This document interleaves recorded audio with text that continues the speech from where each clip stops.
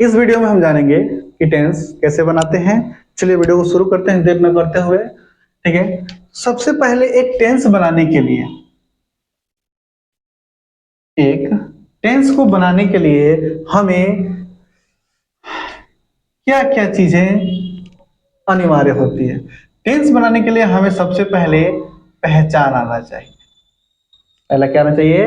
पहचान आना चाहिए। और पहचान में जो है टेंस की पहचान होनी चाहिए और सेंटेंस की पहचान होना चाहिए। दो चीजें बहुत ही जरूरी है, क्योंकि जब तक टेंस की पहचान नहीं होगी और सेंटेंस की पहचान नहीं होगी तब तक हमें रूल पता नहीं चलेगा। ठीक है, जब तक हमें सेंटेंस की पहचान नहीं होगी तब तक हमें रूल पता नहीं चलेगा। तो इसलिए सबसे जरूरी जो चीज है वो है पहचान। क्या है? पहचान। तो चलिए हम शुरू करते हैं। आगे हम पढ़ने वाले हैं प्रेजेंट। Present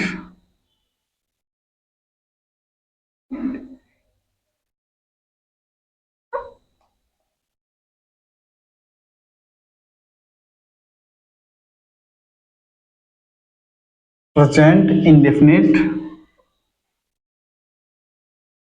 tense. ठीक है, प्रेजेंट इंडेफिनिट टेंस। ठीक, तो सबसे पहले हम जानते हैं इसकी पहचान। क्या जानते हैं? इसकी पहचान, किसकी क्या पहचान होती है। ठीक है, तो इसकी पहचान जो होती है ये होती है कि जिस हिंदी वाक्य के ठीक है, यानी जिस हिंदी वाक्य की क्रिया के अंत में ता है, ती है, ते है, वो इत्यादि शब्द आता है तो उसका अनुवाद हम किसमें करते हैं? अनिश्चित वर्तमान काल में करते हैं। अर्थात प्रेजेंट इंडेफिनिट टेंस में करते हैं, जिसको हम बोलते हैं अनिश्चित वर्तमान काल। ठीक है, अब हम जानते हैं कि हम अफर्मेटिव सेंटेंस ठीक ना।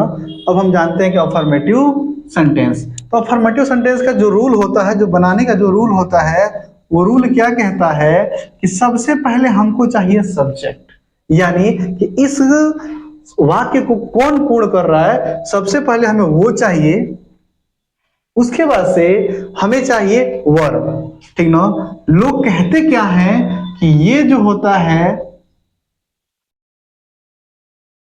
वर्ब होता है, लेकिन वास्तव में आर जो होता है वो होता है साइलेंट। आर जो होता है वो होता है साइलेंट। इसलिए इस वर्ब को वर्ब ना पढ़ के हम इसको पढ़ते हैं वर्ब। क्या पढ़ते हैं जी?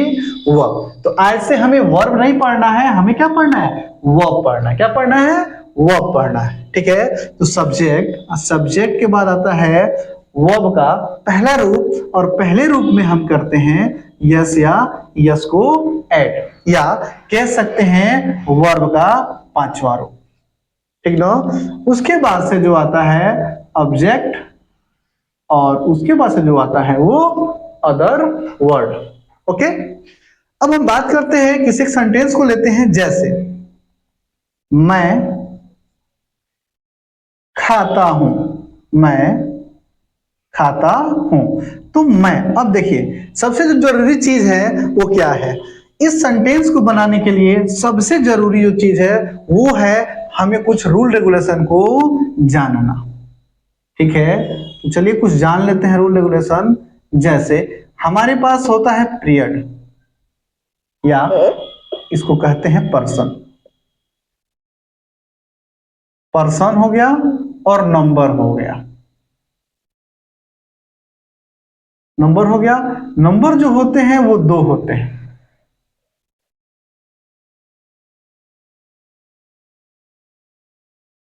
नंबर जो होते हैं वो दो होते हैं, एक होता है सिंगुलर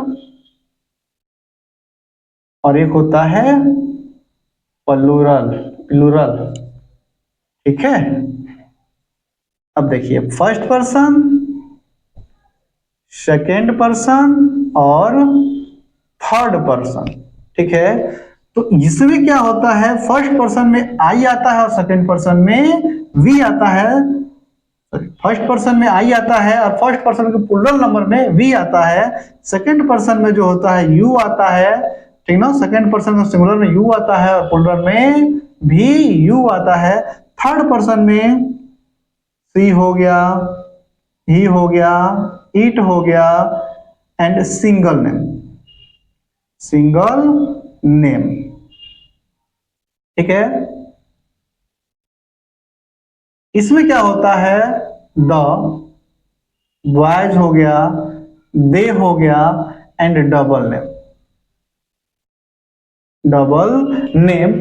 ठीक है, ये क्या होता है भाई, डबल नेम का मतलब एक से अधिक नाम। ठीक है, तो देखिए अगर थर्ड पर्सन का सिंगुलर नंबर है, थर्ड पर्सन का सिंगुलर नंबर है तो इसमें यस या यस हम जोड़ देते हैं, बाकी किसी के भी साथ हम यस या यस का क्रिया नहीं करते हैं। इसके साथ करेंगे सिर्फ थर्ड पर्सन के सिंगुलर नंबर के साथ, बाकी किसी के भी साथ हम यस या यस का प्रयोग नहीं करेंगे। ठीक है, तो चलिए देखते हैं।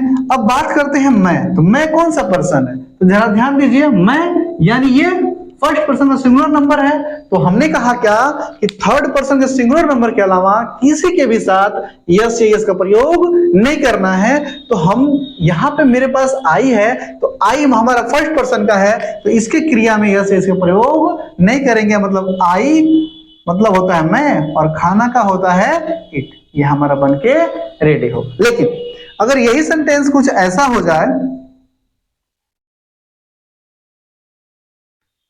वह खाता है, तो क्या हो जाएगा, वह के लिए हम लगाएंगे ही और यहां लगा देंगे इट।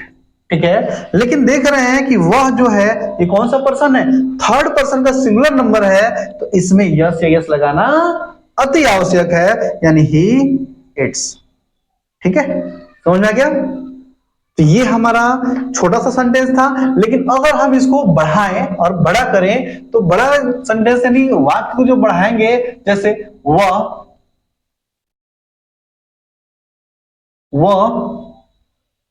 किताब पढ़ता है। ठीक है, तो सबसे पहले पहचान करते हैं कि जिस हिंदी वाक्य क्रिया का अंत में क्या है, ता है, ती है, ते है, वो प्रेजेंट इंडेफिनिट टेंस कहलाता है। तो यहां देख रहे हैं कि ता है मतलब ये क्या है, प्रेजेंट इंडेफिनिट है, और कौन सा सेंटेंस है, तो नहीं का यूज हुआ ही नहीं है, क्या पूछा ही नहीं गया है। दैट क्लियर, ये क्या है, अफर्मेटिव सेंटेंस है। इसको बनाने के लिए सबसे पहले हमें क्या चाहिए, सब्जेक्ट चाहिए। तो कौन किताब पढ़ता है भाई, वह ना, तो कौन किताब पढ़ता है, वह किताब पढ़ता है, तो वह का अंग्रेजी हम लगा देंगे ही। ठीक है, उसके बाद चले जाएंगे अंत में, यानी अंत है क्रिया। तो क्या क्रिया कर रहा है, पढ़ने का, भाई क्या कर रहा है, पढ़ने क्रिया कर रहा है, तो पढ़ने का अंग्रेजी होता है रीड। ठीक है, लेकिन ये पर्सन कौन सा है, तो थर्ड पर्सन का सिंगुलर नंबर है, तो इसमें क्रिया में यस यस लगना है कि नहीं लगना है, लगना है ना, तो यहां लगा देंगे यस। तो ही रीड्स क्या, बुक। समझ में आ गया, ही रीड्स बुक। तो ये प्रेजेंट इंडेफिनिट है, और प्रेजेंट इंडेफिनिट एक चीज और बोलता है, क्या कहता है कि चिर सत्य। क्या कहता है, चिर सत्य। चिर सत्य का मतलब ये होता है कि जो पूरी तरह से सत्य है, यानी जैसे मैं कहूं कि सूर्य पूरब से ना निकल के पश्चिम से निकल रहा है, तो ये चिर सत्य नहीं है। ठीक है, चिर सत्य का मतलब ये है कि सूर्य पूरब में निकलता है और दुनिया में सूर्य कितना है, एक है। ठीक है, तो दुनिया में सूर्य एक है, इसलिए ये क्या है, चिर सत्य है। तो सूर्य पूरब से निकलता है, पश्चिम से नहीं निकलता, तो हम ये नहीं कह सकते हैं कि सूर्य पश्चिम से निकलता है। ठीक है, तो ये चिर सत्य में नहीं आएगा। ओके।